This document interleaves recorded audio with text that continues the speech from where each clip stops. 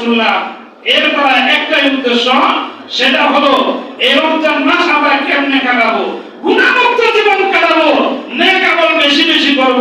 রাজি আছেন ইনশাআল্লাহ? সংক্ষিপ্ত একটা হাদিস, আল্লাহর নবী বলেন রমজান মাসে 4টা আমল বেশি বেশি করা। এই 4টা আমলের ভিতরে 2টা আমল এমন আছে যেই 2টা আমল করলে আল্লাহ খুশি। কে খুশি? আল্লাহ। সবাই বলেন আল্লাহু আকবার। আওয়াজ দিয়ে আল্লাহু আকবার। 2টা আমল এমন যেই 2টা আমল করলে আল্লাহ খুশি। এর ভিতরে এক নাম্বার হলো বেশি বেশি জিকির করা, কালেমার জিকির করা, লা ইলাহা ইল্লাল্লাহ, লা ইলাহা ইল্লাল্লাহ। 100 বার পাঠ করে, 100 বারের সময় 99 বারের পরে 100 বারের সময় বলবেন লা ইলাহা ইল্লাল্লাহ মুহাম্মাদুর রাসূলুল্লাহ। এই জিকির করলে খুশি হবে কে? আল্লাহ। 2 নাম্বার হলো বেশি বেশি ইস্তিগফার করা, আস্তাগফিরুল্লাহ রাব্বি মিন কুল্লি যামবি ওয়া আতুবু ইলাইহি, লা হাওলা ওয়ালা কুওয়াতা ইল্লা বিল্লাহিল আলিয়্যিল আযীম। এত বড় ইস্তিগফার যদি না করেন, না যদি পারেন, তাহলে ছোট করবেন আস্তাগফিরুল্লাহ, জবান খুলে বলেন আস্তাগফিরুল্লাহ, আস্তাগফিরুল্লাহ, আস্তাগফিরুল্লাহ। বেশি বেশি ইস্তিগফারের জিকির করবেন। হাদিসের ভিতরে এসেছে বিশ্বনবী প্রতিদিন 70 বার কইরা কমপক্ষে ইস্তিগফারের জিকির করেছেন। তারপরে 2টা আমল এমন আছে যে 2টা আমল না কইরা কোন বান্দার উপায় নাই। কোন বান্দার কি নাই? উপায় নাই, করতেই হবে। এর ভিতরে 1 নাম্বার হলো বেশি বেশি জান্নাত চাওয়া। কি চাওয়া? জান্নাত চাওয়া। নবীজি বলেন জান্নাত যে তোমরা চাওয়া, সবচেয়ে বড় জান্নাতটাই চাওয়া। বলে বড় জান্নাতের নাম কি? বড় জান্নাতের নাম হলো জান্নাতুল ফিরদাউস। আওয়াজ দিয়ে বলেন জান্নাতুল ফিরদাউস। এই আল্লাহর কাছে চাওয়ান। তারপরে আরেকটা আমল আছে যেটা না কইরা উপায় নাই, সেটা হলো জাহান্নাম থেকে মুক্তি চাওয়া। উপায় আছে? জাহান্নাম থেকে বেশি বেশি মুক্তি চাইতে হবে। এই 2টা আমল হলো বান্দার জন্য করতে হবে। আর আগের 2টা আমল করলে আল্লাহ খুশি হবে। এই 4টা আমল রেগুলার ধইরা রাখা, গুনাহমুক্ত ভাবে জীবনকে পরিচালনা করার অভ্যাস এই 1 মাসের ভিতরে কইরা তুইলা বাকি 11টা মাস যাতে আমরা নেক পথে চলতে পারি, সেই তৌফিক আল্লাহ আমাদের সকলকে দান করেন। জোরে বলেন আমিন। আমিন। ওয়ানে আওয়াজ দিয়ে বলেন আমিন। আমিন। আওয়াজ দিয়ে বলেন আমিন। আমিন। আসসালামু আলাইকুম ওয়া রাহমাতুল্লাহি ওয়া বারাকাতুহু। ওয়া আলাইকুম আসসালাম ওয়া রাহমাতুল্লাহি ওয়া বারাকাতুহু। আলহামদুলিল্লাহ, আলহামদুলিল্লাহি নাহমাদুহু ওয়া নাস্তাঈনুহু ওয়া নাস্তাগফিরুহু ওয়া নাউযু বিল্লাহি মিন শুরুরি আনফুসিনা ওয়া মিন সাইয়্যাতি আ'মালিনা। من يهده الله فلا مضل له ومن يضلل فلا هادي له ونشهد أن لا إله إلا الله وحده لا شريك له. أما بعد فقد قال الله تعالى في كلامه المجيد وفرقانه الحميد. أعوذ بالله من الشيطان الرجيم.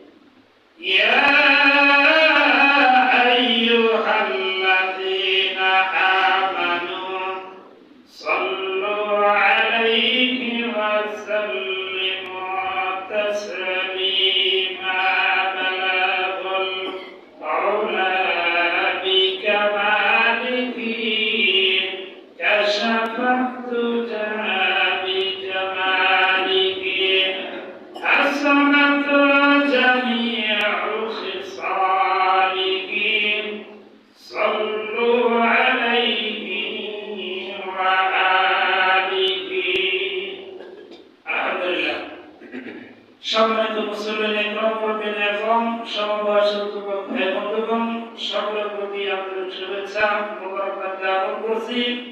আমরা সকলেই সেই মহান রব্বুল আলামিনের দরবারে শুকরিয়া আদায় করি, যিনি আমাদেরকে অত্যন্ত দয়া করে মহব্বত করে ভালোবেসে তার হুকুম পবিত্র জুমার নামাজ আদায় করার নিয়তে মাহে রমজানের প্রথম জুমার দিনই আগে আগে মসজিদে আসার তৌফিক দিয়েছেন। এজন্য শুকরিয়া শুরু করি আলহামদুলিল্লাহ। রমজান মাস আমলের শীতের মাস শুরু হয়ে গেছে। এই মাস আমি আপনি পেয়েছি, এটা আল্লাহ তাআলার বিশাল বড় নিয়ামত। সেই নিয়ামতের শুকরিয়া আদায় করার লক্ষ্যে আবার জবান খুলে করি আলহামদুলিল্লাহ। এই মাস কিভাবে আমরা কাটাবো, এই মাস আমরা কিভাবে অতিবাহিত করবো? এবাদত যত এবাদত রয়েছে প্রত্যেকটা এবাদতেরই একটা লক্ষ্য উদ্দেশ্য আছে। ওই লক্ষ্য উদ্দেশ্য পর্যন্ত যখন আমি পৌঁছাইতে পারবো তখন বোঝা যাবে এবাদতের উদ্দেশ্য হাসিল হয়েছে, ঠিক কিনা? আল্লাহ পাক রব্বুল আলামিন রমজানের রোজা ফরজ করেছেন। রমজান মাস আমাদের উপহার দিয়েছেন। এটার একটা উদ্দেশ্য আছে, এটার একটা লক্ষ্য আছে। কি উদ্দেশ্য? আল্লাহ আমাদেরকে এই রমজান দিলেন, রমজানে 30টা রোজা রাখার কথা বললেন, তারাবি নামাজের কথা আদেশ দিলেন। এই আমলগুলো কি জন্য দিলেন? এই উদ্দেশ্য আল্লাহ তাআলা পবিত্র কোরআনের সূরা বাকারার 183 নম্বর আয়াতে ঘোষণা দিয়েছেন। ইয়া আইয়ুহাল্লাযীনা আমানু কুতিবা আলাইকুমুস সিয়ামু কামা কুতিবা আলাল্লাযীনা মিন ক্বাবলিকুম লাআল্লাকুম তাত্তাকুন। আল্লাহ ঘোষণা দিলেন, হে ঈমানদাররা, তোমাদের প্রতি রোজা ফরজ করে দেওয়া হয়েছে, যেমনই ভাবে ফরজ করা হয়েছিল তোমাদের পূর্ববর্তী মুসলমানদের উপর, যাতে করে তোমরা মুত্তাকি হতে পারো, পরহেজগার হতে পারো।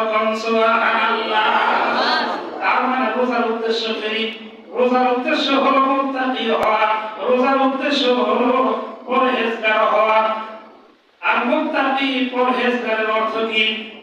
মুত্তাকি অর্থ হলো, পরহেজগার অর্থ হলো সংযমী হওয়া, গুনাহ থেকে বিরত থাকা, পাপের কাজে সংযমী হওয়া, পাপের কাজ থেকে বিরত থাকা, নেকের কাজ বেশি বেশি করা। এটার অর্থই হলো তাকওয়া, পরহেজগারি। সুবহানাল্লাহ। যে ব্যক্তি বেশি বেশি নেক আমল করার সুযোগ পাইল, গুনাহমুক্ত জীবন পাইল, বুঝতে হবে ওই ব্যক্তির ভিতরে তাকওয়া অর্জন হয়েছে, ওই ব্যক্তির ভিতরে সংযমী তৈরি হয়েছে, ওই ব্যক্তিটাই পরহেজগার হয়ে গেছে। আর এরকম পরহেজগার ব্যক্তি যারা হয়, এরা হলো আল্লাহর প্রিয় বান্দা। আল্লাহর কাছে কোনো কিছু চাইতে দেরি হয়, আল্লাহ তাদেরকে দিতে দেরি করেন না। এই রোজার উদ্দেশ্য হলো গুনাহমুক্ত জীবন যাপন করা, পরহেজগার হওয়া, তাকওয়া অর্জন করা। একজন মানুষ রোজা রাখলো, আবার সে গুনাহের কাজ করতেছে, তাহলে তার উদাহরণ কি? নবীজি বলেন, অনেক রোজাদার আছে তারা সারাদিন রোজা রাখার কষ্ট ছাড়া কিছুই পায় না। আবার অনেক রাত্রি জাগরণকারী ব্যক্তি আছে যারা সারা রাত্র জাগে, কিন্তু রাত্র জায়গা কষ্ট করা ছাড়া ওই সমস্ত ব্যক্তিদের আমলনামায় আর কিছুই জমা হয় না।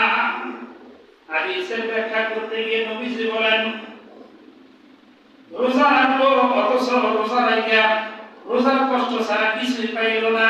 তার মানে হলো রোজা রাখার পর সে গুনাহ থেকে বিরত থাকলো না, রোজা রাখা যে সওয়াব অর্জন করলো, গুনাহ কইরা ওই সবটারে শেষ করে দিল, তাহলে কষ্ট ছাড়া কিছুই পাইল না, ঠিক কি না?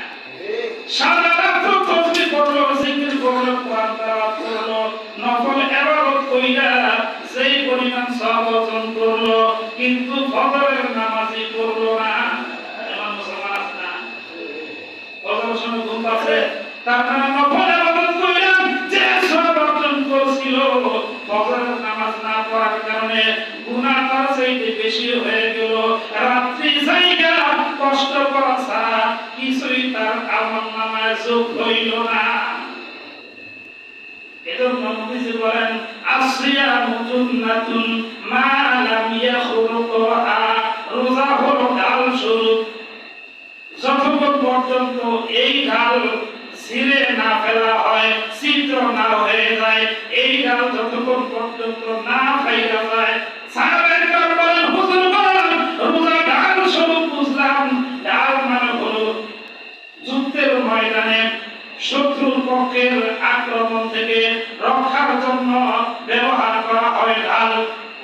এই ঢাল যদি ছিঁড়া থাকে, এই ঢাল যদি ফাড়া থাকে, এই ঢাল যদি ছিদ্র থাকে, তাহলে এটা দ্বারা আত্মরক্ষা সম্ভব হবে না, ঠিক কিনা? সাহাবায়ে কেরাম প্রশ্ন করলেন, হুজুর গো, এই ঢাল আবার ছিঁড়ে কেমনে, এই ঢাল আবার ফাড়ে কেমনে? নবীজি বললেন, ও সাহাবীরা, তাহলে শোনো, দুইটা গুনাহের দ্বারা রোজা ঢাল স্বরূপ, তার মানে হলো যুদ্ধের ময়দানে আত্মরক্ষা করে ঢাল দিয়া, এই রোজা দিয়া মানুষ গুনাহ থেকে তার জীবনকে আত্মরক্ষা করবে, শয়তানের আক্রমণ থেকে তার জীবনটাকে আত্মরক্ষা করবে। সুবহানাল্লাহ। বলে এটা পারে কেমনে? বলে দুইটা গুনাহের দ্বারা ডালটা ফাইরা যায়, ছিঁড়া যায়, নষ্ট হয়ে যায়। বলে কি?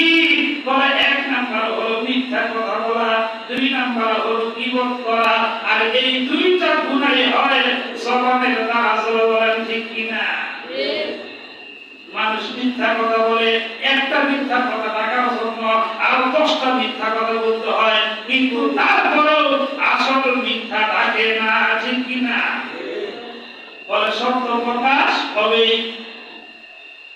তারপরে গীবত করা, গীবত হলো এমন একটা গুনাহের নাম যেটাকে আল্লাহর ওলি আশরাফি থানভী রাহমাতুল্লাহ আলাইহি বলেছেন, গীবত হো গিয়া, তার মানে গীবত এমন হয়ে গেছে, গিধা ভাত খাইলে যেমন মজা লাগে, গীবত করলেও তার চাইতে বেশি মজা লাগে। গিধা ভাত খাইছেন কোনদিন? আলু ভর্তা করতে যদি ঘি হয় আর ভাত যখন না হয়, মনে হবে গরুর গোশত ফেল, ঠিক কিনা? তো গীবত করতে এরকম মজা লাগে। যারা গীবত করে তাদের রোজায় নষ্ট হয়, তাই নয় তাদের রোজায়ও কষ্ট হয়। নবীজির জমানায় দুইজন মহিলার খবর নবীর কানে পৌঁছে দেওয়া হলো, হুজুর বলেন দুইজন মহিলা রোজা রাখা এমন কাতর হয়েছে, মরণাপন্ন হয়ে গেছে। নবীজি বললেন, এই যে পেয়ালাটা নিয়ে যাও, এই পেয়ালার ভিতরে তাদেরকে কবি করতে বলো। দেখা গেল ওই পেয়ালার ভিতরে তাজা রক্ত আর তাজা গোশতের টুকরা চলে আসলো। নবীজি বললেন, সাহাবীরা কিছু বুঝলা নাকি?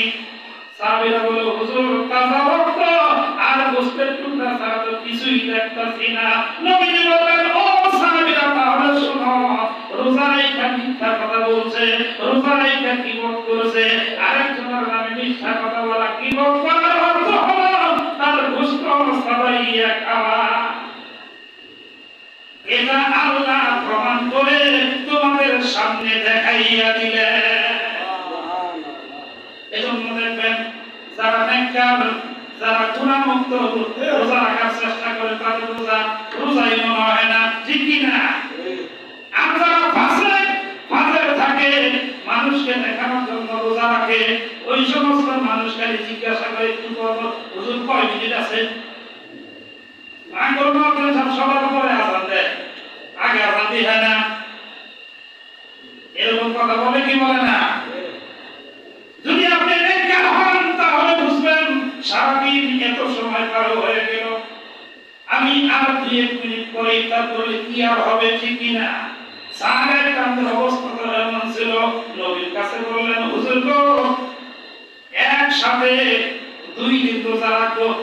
বলে তার মানে হলো আজকে সেহরি খাবো, কালকে আর ইফতার করবো না, রাতে সেহরি খাবো না, পরের দিন ইফতার করবো।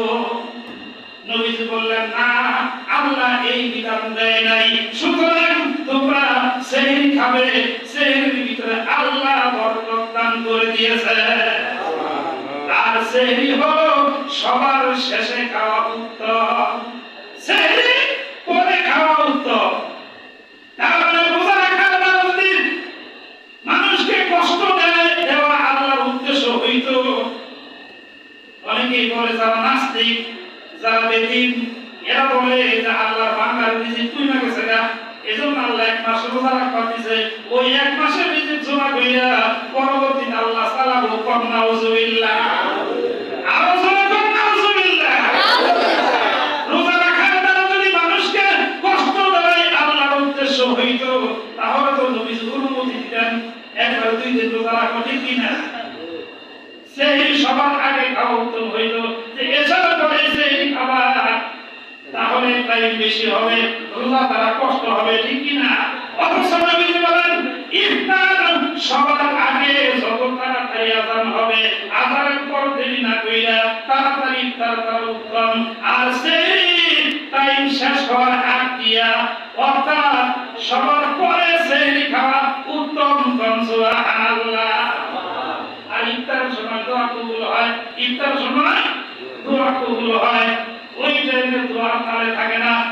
তাই হুজুর টাইম কয় মিনিট আছে, টাইম কয় মিনিট আছে, এজন্য ওই টাইমে মনে মনে দোয়া করবেন, হাত তুলে দোয়া করবেন, যেভাবে দোয়া করবেন শুনবেন কে? আল্লাহু আকবার। আল্লাহ বলেন ইন্নাল্লাহা খাবীরুম বিমা ইয়াসনাউন। ও বান্দা, তোমার মনের ভিতরে যেই কল্পনা জল্পনা করো, ওই মনের খবরটুকু আমি আল্লাহ জানি। বলতেছিলাম রোজা আল্লাহ যে উদ্দেশ্যে দিয়েছেন, তাকওয়া অর্জন করা, পরহেজগারি অর্জন করা, এটা অর্জন করতে গেলে গুনাহমুক্ত জীবন গঠন করতে হবে। বুজুর্গরা ঠিক বলেন, তোমরা যদি 5টা জিনিসকে হেফাজত করতে পারো, তাহলে আল্লাহ তোমাদের ভিতরে তাকওয়া পরহেজগারি দান করে দিবে। এর ভিতরে 1 নাম্বার হলো জবানের হেফাজত করা। জবান দ্বারা যত গুনাহ হইতে পারে সমস্ত গুনাহ থেকে জবানকে হেফাজত করা। মানুষকে কটু কথা বলা, মানুষের পরনিন্দা করা, মিথ্যা কথা বলা, জবান দ্বারা যত গুনাহ হইতে পারে সমস্ত গুনাহ থেকে জবানটাকে হেফাজত করা। 2 নাম্বার হলো কানের হেফাজত করা।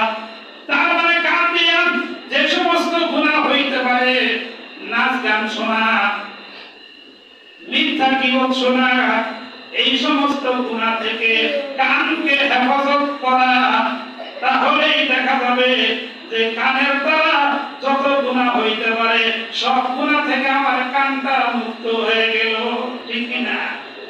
3 নম্বর হলো অন্যান্য যত অঙ্গ প্রত্যঙ্গ আছে সমস্ত অঙ্গ প্রত্যঙ্গগুলোকে গুনাহ মুক্ত রাখা।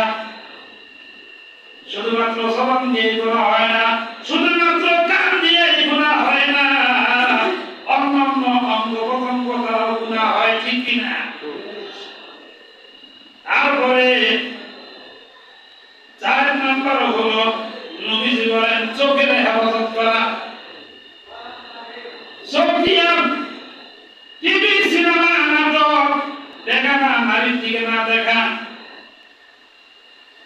চোখের দ্বারা যত গুনাহ হইতে পারে সমস্ত গুনাহ থেকে চোখকে হেফাজত রাখা। তারপরে 5 নাম্বার হলো অতি ভোজন না করা। সাধারণত গুনাহ সৃষ্টি হয় পেট থেকে এবং লজ্জাস্থান থেকে। আপনি যখন খানা কম খাবেন তখন দেখা যাবে শরীরের শক্তি কমে যাবে, ওই যৌন চাহিদাও আর তেমন বাড়বে না, যার কারণে গুনাহ থেকে হেফাজত থাকা আল্লাহ সহজ করে দিবে। এজন্য সেহরির সময় আপনি এত বেশি খাইলেন যে সারাদিন শরীরে এমন আলসামি আসলো, অলস হয়ে গেল যে ইবাদত করবার মনেই চায় না। আবার ইফতারের সময় এত বেশি খাইলেন যে তারাবির সময় কষ্ট হয়ে গেল। এত লম্বা কখন তারাবি করা যায় কিনা, দাঁড়ায় থাকতে থাকতে কর্মহারা খাইছে তো অনেক, কারণ শরীর ক্লান্ত হয়ে গেছে, ঠিক কিনা? এজন্য অতি ভোজন না করা এটাও একটা আমল। তারপর 6 নম্বর হলো রোজা কবুল হয় কিনা এই ভয় রাখা, আবার কবুল হয় এরকম আশাও রাখা। আশা এবং ভয় এই দুইটা মানুষের ভিতরে থাকার কারণে মানুষ মাথার ঘাম পায়ে ফেলে কাজ করে, কর্ম করে, সংসার পরিচালনা করে। মানুষের ভয় থাকে যদি আমি কামাই রোজগার না করি, কষ্ট না করি, মেহনত না করি, তাহলে আমার সংসারে অভাব দেখা দিবে, ঠিক কিনা? চলতে কষ্ট হবে। আর তার আশাও থাকে আমি যদি মেহনত করি, চাকরি বাকরি করি, রোয়া লাগাইছি, ঠিক মতো যত্ন নেই, ধান বেশি হবে, সংসার ভালো চলবে, আমার অভাবও থাকবে না। তবে ঈমান আমলের ক্ষেত্রেও আশা এবং ভয় এই দুইটা মানুষের ভিতরে থাকতে হবে। যার ভিতরে আছে বুঝতে হবে তার ভিতরে ঈমানও আছে। আমি রোজা রাখতেছি কষ্ট কইরা, তারাবি পড়তেছি কষ্ট কইরা, সারাদিন কোরআন তেলাওয়াত করি, রাত্রে বেলা তাসবিহ তাহলিল করি, তাহাজ্জুদ নামাজও করি, কিন্তু আল্লাহ যদি কবুল করে তাহলে এগুলোর দাম আছে। আর যদি আল্লাহর দরবারে একটাও কবুল না হয় এগুলোর কোনো দাম থাকবে না, পাওয়া যাবে না। এজন্য আশা থাকতে হবে যে আল্লাহ কবুল করবে, আর ভয় থাকতে হবে যে কবুল নাও করতে পারে। আশা এবং ভয় নিয়ে ইবাদত করা। নবীজি বলেন প্রত্যেকটা রোজার ভিতরে বহু ফজিলত আল্লাহ দান করে দিয়েছেন। এই ফজিলতগুলো যদি তোমরা শোনো, তোমরা যদি মনের ভিতরে গাইতা নিতে পারো, তাহলে রোজা রাখার দ্বারা তোমার কোনো কষ্টই হবে না। তার কারণ সারাদিন পরে তুমি এই রোজার ফজিলতটা পাইতেছ। সারাদিন কষ্ট করে মাথায় নিয়ে মাটি কাটে, রোদ্রের ভিতরে খেত দিলায়, তারপরে যখন সে ফসল পায়, সারাদিন পর যখন সে বেতন পায়, এই আশাটা যখন তার দিলের ভিতরে থাকে তখন তার ওই কষ্ট আর কষ্ট মনে হয় না। আওয়াজ দিয়ে বলেন কথা ঠিক কিনা? প্রত্যেকটা রোজার বিশাল ফজিলত আল্লাহ দান করে দিয়েছেন। এর ভিতরে আমরা তো কয়েকটা রোজা পার করে ফেলেছি। আজকে কয় নাম্বার রোজা চলতেছে? 6 নম্বর রোজা। নবীজি বলেন প্রথম দিন রোজা যারা রাখবে, শব্দ প্রসব করলে যেরকম নিষ্পাপ হয়, আল্লাহ তাকে ওরকম বেগুনা মাসুম বানাইয়া দেয়। তৃতীয় রোজা রাখলে তার পিতামাতার যাবতীয় জীবনের সগীরা গুনাহগুলো মাফ করে দিবে। তৃতীয় রোজা রাখলে আল্লাহ বলেন ইন্না কিতাবা ইয়াফজুরনা লাহু তাফজিরা। বান্দা তুমি আমার উদ্দেশ্য রোজা রেখেছো, আমি তোমার নামটা আমার পুত্রকে হাত দিয়া জান্নাতের ভিতরে লিখা দিলাম। চতুর্থ রোজা রাখলে তাওরাত, জাবুর, ইনজিল, কোরআন এই 4টা কিতাবের ভিতরে 40 কোটি অক্ষর আছে। প্রত্যেকটা অক্ষর পড়লে 10টি করে নেকি হইলে যত নেকি হয় ওই পরিমাণ নেকি আল্লাহ আমল নামে দান করে দিবে। পঞ্চম রোজা রাখলে রাখলে মসজিদে হারাম, মসজিদে আকসা, বাইতুল্লাহ শরীফের ভিতরে নামাজ পড়লে কি পরিমাণ সওয়াব হয়। এই আমাদের মসজিদে জামাত করলে 27 গুণ সওয়াব, ঠিক কিনা? আর মসজিদে আকসার ভিতরে কেউ যদি নামাজ পড়ে এক রাকাতে 50,000 রাকাতের সওয়াব আল্লাহ দান করে দিবে। আর বাইতুল্লাহর ভিতরে যদি কেউ নামাজ পড়তে পারে এক রাকাতে 1,00,000 রাকাতের সওয়াব আল্লাহ দান করে দেয়। এই পরিমাণ সওয়াব আল্লাহ দিবেন। নবীজি বলেন, ষষ্ঠ রোজা রাখলে আল্লাহ পাক রব্বুল আলামিন হাসরের কঠিন ময়দানে যখন কেউ কারো পরিচয় দিবে না, সবাই বলবে ইয়া নাফসি ইয়া নাফসি, আমার হবে কোন গতি, ওই কঠিন সময়ে আল্লাহ তাদেরকে বন্ধু বলে ডাক দিবে। আল্লাহ যদি বন্ধু বলে ডাকতে তারপর চিন্তা থাকতো তাদের বন্ধুগণ আমার। সপ্তম রোজা তার মানে আগামী কালকের রোজা, ঠিক কিনা? সপ্তম রোজা যেই সমস্ত মানুষগুলো রাখবে আল্লাহ বলেন তার জন্য জাহান্নামের 7টা দরজা বন্ধ করে দেওয়া হয়। অষ্টম রোজা রাখলে আল্লাহ তার জন্য জান্নাত 8টা জান্নাত ওয়াজিব করে দিবেন, যে কোন জান্নাতে সে প্রবেশ করবে।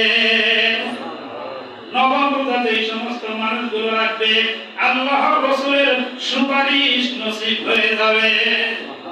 নবীর সুপারিশ ছাড়া কেউ জান্নাতে যাইতে পারবে না, সেই নবীর সুপারিশ নসিব হবে। 10 নম্বর রোজা যে সমস্ত মানুষগুলো রাখবে আল্লাহ বলেন ইয়াকরাউল কুরআনা আহসানা আসুলা। আল্লাহ বলেন হাসরের ময়দানে বন্ধু হিসেবে ডাক দিয়ে সূরা আর রহমান পাঠ করে আমি শোনাবো।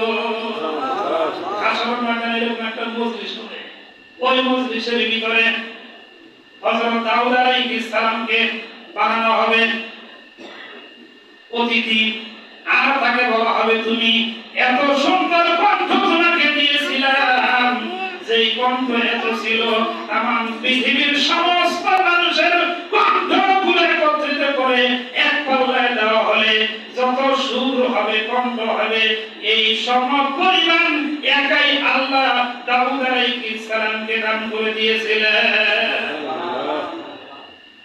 তারপরে নবীজিকে বলা হবে দাউদ আলাইহিস সালাম যখন তেলাওয়াত শুরু করবে, কোরআন থেকে তেলাওয়াত করবে, তখন 10,000 বছর পর্যন্ত মানুষ একাধারে এক পলকে তাকিয়ে থাকবে। তারপরে বলবে বিশ্ব নবী তুমি তেলাওয়াত করো। আমরা আপনার নবী সূরা ইয়াসিন তেলাওয়াত করা শুরু করবে।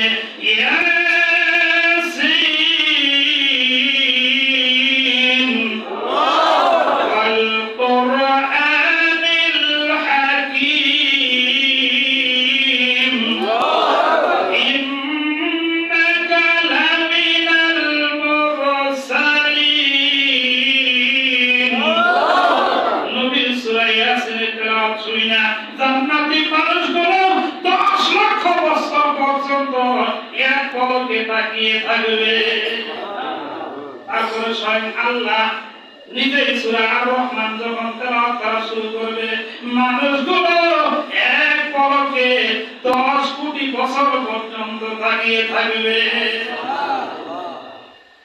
ওই সময় দশম রোজা রাখনেওয়ালা ব্যক্তিরা ওই মজলিসের ভিতরে জায়গা পাবে, কন্যার হাওয়া। 11 রোজা যেই সমস্ত মানুষগুলো রাখবে মৃত্যুর সময় ওই ব্যক্তিকে আল্লাহ নিষ্পাপ কইরা মৃত্যু দান করবে। শনিবারে কয় রোজা গেল? 7 রোজা, রবি সোম মঙ্গল বুধ শুক্র আর 14 রোজা, ঠিক না? 12তম রোজা যে সমস্ত মানুষগুলো রাখবে হাসরের কঠিন ময়দানে চাঁদের আলোর মতো ফুটফুটে অবস্থায় ওই সমস্ত মানুষগুলো আল্লাহকে দেখতে পাবে। তেরো তারিখ রোজা যেই সমস্ত মানুষগুলো রাখবে কিয়ামতের কঠিন ময়দানে কোন বিপদ তাদেরকে স্পর্শ করবে না। 19টা ঘাঁটি হবে, কয়টা ঘাঁটি? 19টা ঘাঁটি। প্রত্যেকটা ঘাঁটির ভিতরে হিসাব নিকাশ হবে, প্রত্যেকটা ঘাঁটির ভিতরে যাচাই বাছাই করা হবে। ওই 19টা ঘাঁটি থেকে আল্লাহ তাকে নিরাপত্তা দান করে দিবে। তারপরে 14 তারিখের রোজা এবং তারাবি নামাজ এই সমস্ত মানুষগুলো করবে, আল্লাহ পাক রব্বুল আলামিন কোরআনে কারিমে ডাক দিয়ে বলেন